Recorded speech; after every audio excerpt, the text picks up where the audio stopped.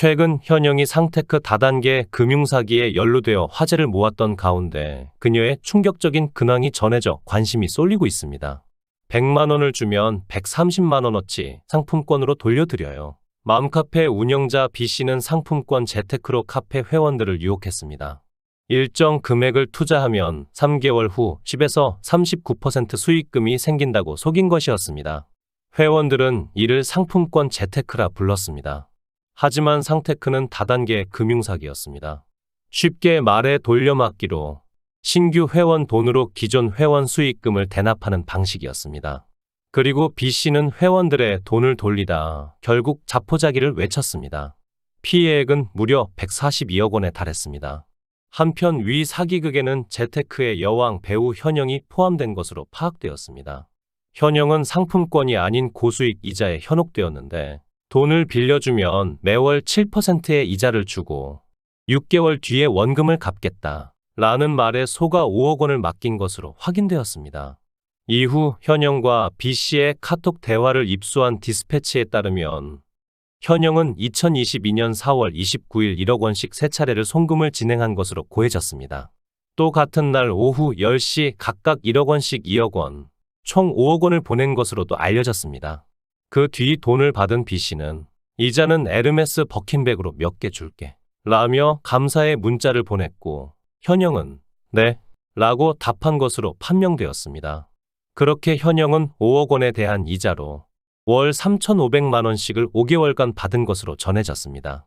이자 명목으로 받은 총 액수는 1억 7,500만 원이었는데 차후 돌려막기 사고가 터지자 현영은 원금 3억 2,500만 원을 뜯긴 것으로 조회되었습니다. 한편 현영은 B씨를 차용금 사기 혐의로 고소했습니다.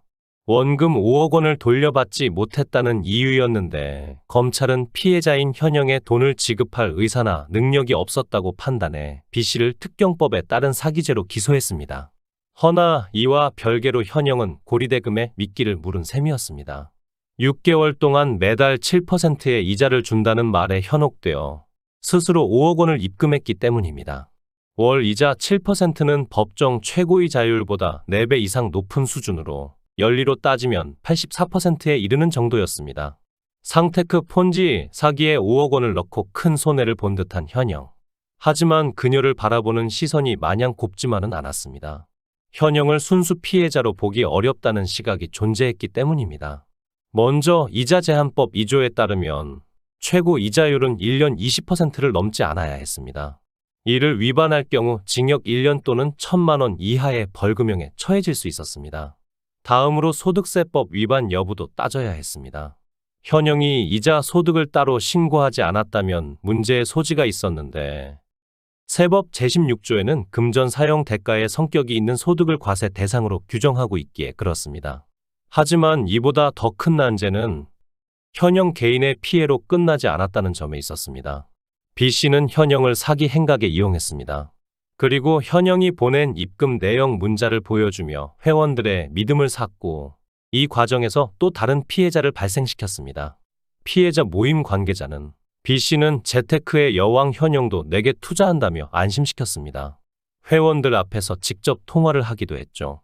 현영이 투자할 정도니 의심하지 못했고 확실한 재테크라 생각했어요. 라고 자책했습니다. 더해 B씨는 현영과 함께한 생일 파티 사진을 올리기도 했습니다.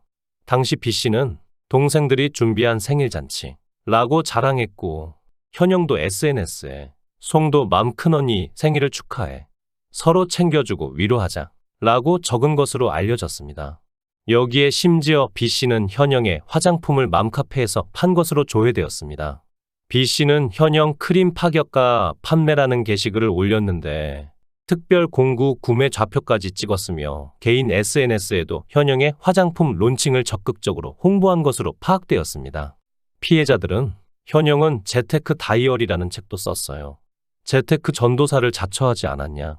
현영과 B씨의 돈독한 관계를 보며 B씨의 말에 더 믿음을 갖게 되었다. 라고 한숨을 내쉬었습니다. 한편 현영은 위 논란의 노코멘트로 일관했습니다. 피해자 모임의 정보 공유 요청도 외면하고 있는 상태였는데 개인 피해건만 법적 대응을 진행 중인 것으로 전해졌습니다. 소속사 역시 아티스트의 사생활이라며 답변을 피했습니다. 별개로 B씨는 2020년부터 2022년까지 1만 6천 명 규모의 맘카페를 운영했고 회원 282명을 상대로 464억 원을 가로챘으며 그중 61명이 피해를 진술해 상테크 피해액이 142억 원에 달하는 것으로 확인되었습니다.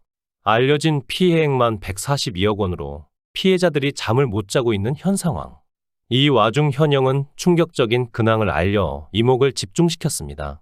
공개된 사진에는 미국 헬스장에서 운동하는 현영의 모습이 담겼고 바다가 펼쳐진 아름다운 풍경에 많은 이들의 시선이 쏠릴 수밖에 없었습니다. 한편 현영은 2012년 4살 연상의 금융계 종사자 남편과 결혼한 후 같은 해 8월 딸을 2017년 12월 아들을 얻었습니다. 이후 현영은 연 80억 원가량의 매출을 내는 CEO로 변모해 사업을 활발히 진행했던 것으로 알려졌습니다. 과거 현영은 2020년 라디오 스타에 출연해 사업가로도 성공한 모습으로 큰 화제가 되기도 했습니다. 현영은 자신이 허밍바이 현영라는 의류 사업으로 연 매출 80억 원의 매출을 기록했다고 전하며 사업가로 변모한 모습을 보여줘 놀라움을 주었습니다. 현영은 여러 홈쇼핑에서도 출연했고 이어 제품들을 모두 매진시키며 역시 현영이라는 평도 받았습니다.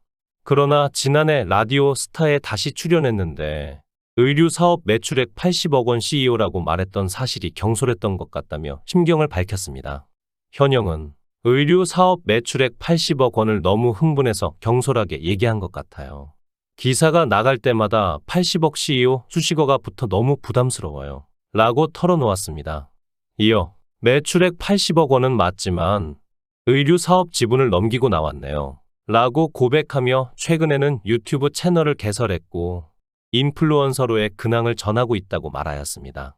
평소 똑소리 나는 이미지로 각광받은 현영은 CEO로 발전하기 전부터 재테크에 관심이 남달랐는데요. 지난 2022년 1월 31일 방송된 자본주의 학교에서는 현영이 적금 통장만 해도 13개이며 재테크를 활용하는 모습을 부모에게 배운 초등학교 3학년 딸이 이미 주식을 시작했다며 운을 뗐습니다. 이렇게 재테크로 많은 돈을 번 현영은 현재 송도와 서울 집을 이동하며 생활 중이며 송도 내 최고의 뷰를 자랑하는 아파트로서 2019년 기준 매매가는 6억 1,500만 원으로 알려졌습니다. 송도에 집을 마련한 것은 송도에 위치한 국제학교에 다니는 딸아이의 통학 편의를 위해 세컨하우스를 얻은 것이라고 합니다. 현영의 세컨드하우스는 송도 안에서 최고 학군으로 꼽히는 109에 위치한 더샵 하버뷰 13단지입니다. 소식을 접한 네티즌들은 현영이 대체 왜 또 연예인 관련된 사기 거냐? 대한민국 사기 좀 그만 쳐라. 현영은 무고하려나? 미국 갔다 오는 건 자기 마음인데 지금은 좀 조용히 있지. 등의 반응을 보였습니다. 시청해 주셔서 감사합니다. 구독, 좋아요, 알림 설정 부탁드리겠습니다. 좋은 하루 보내세요.